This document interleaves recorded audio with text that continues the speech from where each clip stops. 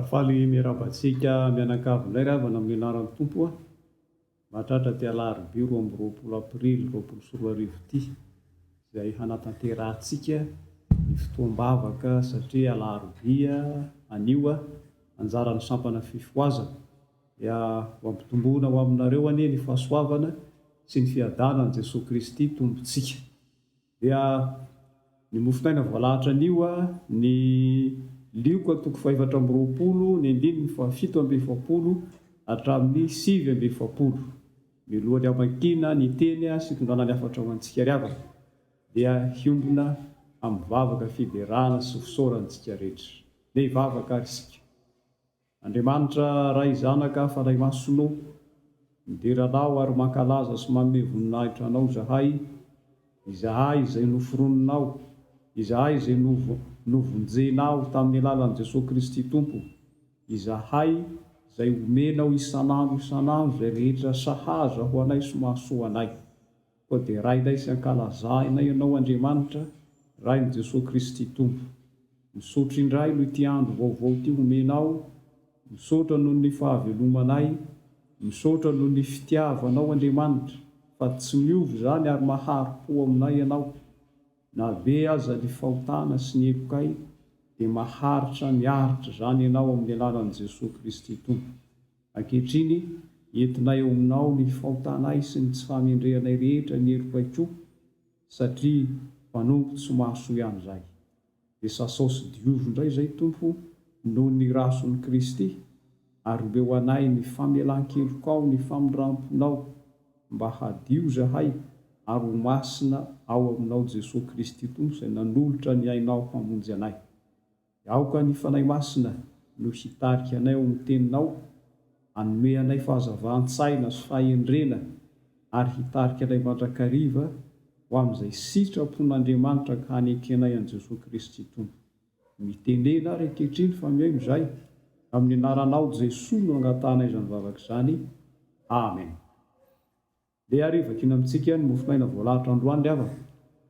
Dia ny lioka toko 420 ny andininy fa 720 hatramin'ny 720 vakina amin'ny anaran'i Jesosy Kristy tompo. Dia hoy izy taminy, izao ny teniko izay nolazaiko taminareo fony mbola teo aminareo aho fa tsy maintsy ho tanteraka izany rehetra izay rehetra nanoratanay teo amin'ny lalàn'i Mosesy sy ny mpaminany ary ny salamo. Dia nanokatra ny sainareo izy hahalala ny soratra masina ary hoy izy taminy, izao no voasoratra fa Kristy aritra ka hitsangana amin'ny maty amin'ny andro fahatelo ary mba ho toriana amin'ny anarany ny fibebahana sy ny famelan-keloko amin'ny firenena rehetra manomboka eto Jerosalema.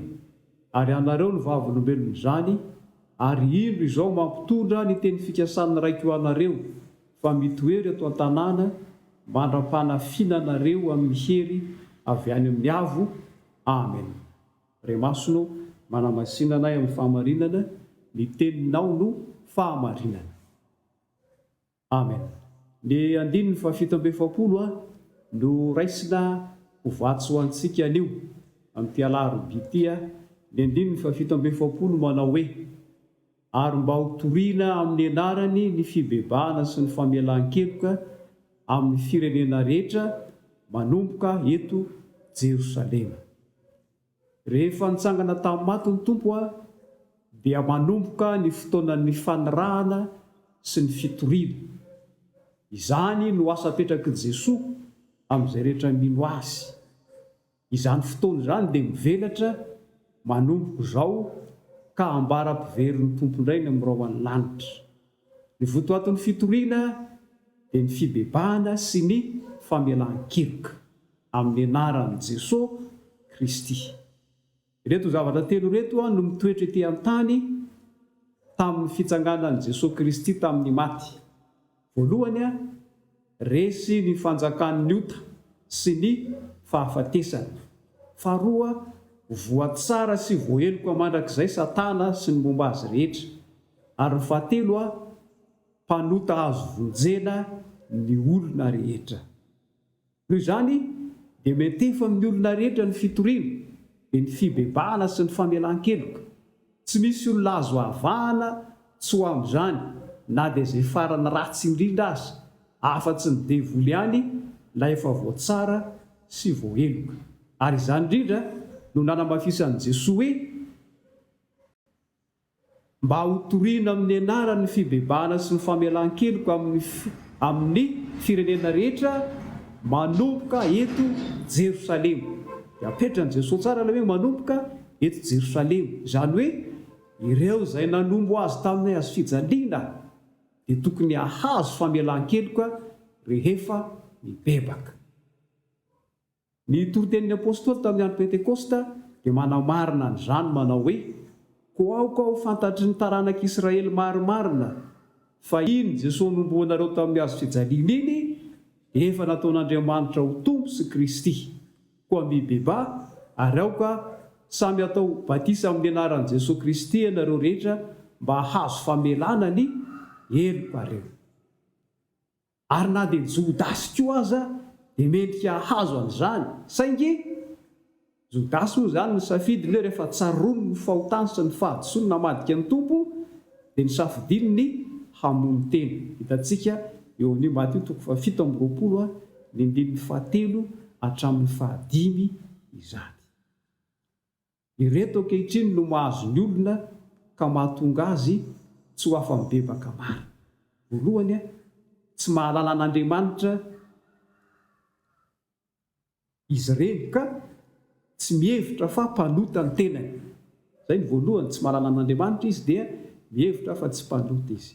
Faharoa, mamoy fo amin'ny fahotana vitany sy ny fahavoazana mahazo azy izy ka manao tahaka ny Jodasy.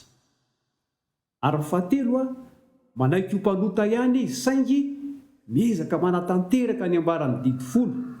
Izany no heveriny ny fibebahana. Matetika anefa dia mitondra azy ho amin'ny fanamarina tena izany.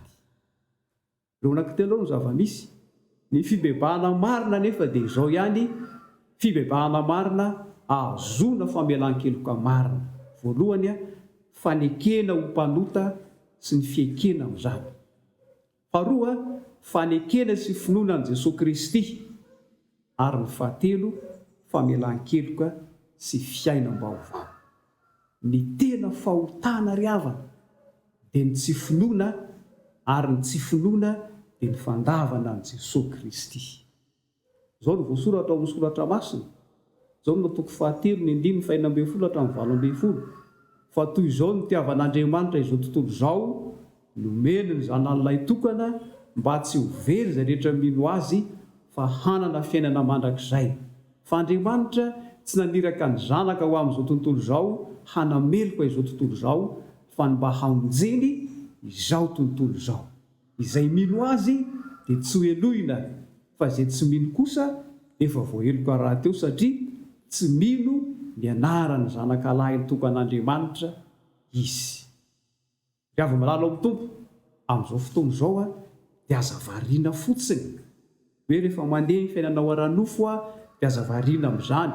Fa araka ny tenin'i Jesosy na ny rahan'ny mpianany dia ny hoe mba hotoriana amin'ny anarany fibebahana sy ny famelan-keloka amin'ny firenena rehetra. Ny olona rehetra dia samy manaiky fa mpanota izy. Noho izany mila mibebaka ny olona rehetra. Aza variana ihany koa mivavaka fotsiny, manompo fotsiny nefa mbola tsy nanenina, mbola tsy mibebaka. Fa io no fiaingan'ny famelan-keloka sy ny famonjena ho antsika. Toriana amin'ny anaran'i Jesosy ny fibebahana, mibebaka ny olona dia homena famelan-keloka ary voavonjy izy.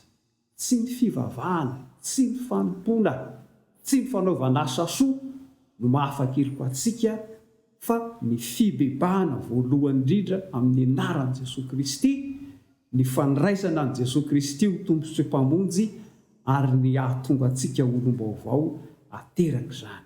Izany ny famonjena, ary izany no iriny Jesosy mba tonaniraka ny mpianatra izy manao hoe mba ho toriana amin'ny anarany fibebahana sy ny famelan-keloka amin'ny firenena rehetra manomboka eto Jerosalema ka hatrany amin'ny faran'ny tany, dia ho tonga ny farany. Mba irery ianao, Tompo anie hanampy anao amin'ny herin'ny fanahy masina sy ny fandrenesanao izany teny izany atsiarovantsika ny hoe raha mbola tsy mibebaka ianao teo amin'ny fiainanao dia mitaona anao amin'izany ny tenin'Andriamanitra mba hahazo famelan-keloka ihany koa, satria sambatra ny olona izay voavelany elony sy voasarona ny fahotany. N'Andriamanitra ny voninahitra ho aminao ane ny fiadanan'ny Tompo. Amen. Ivavaka-tsika.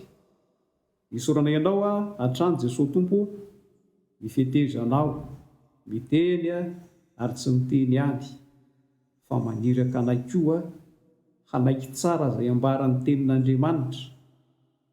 Fa ny teninao dia mampiseho fa tsy misy marina na dia ray akory aza ny olona rehetra fa samy efa nanota izy.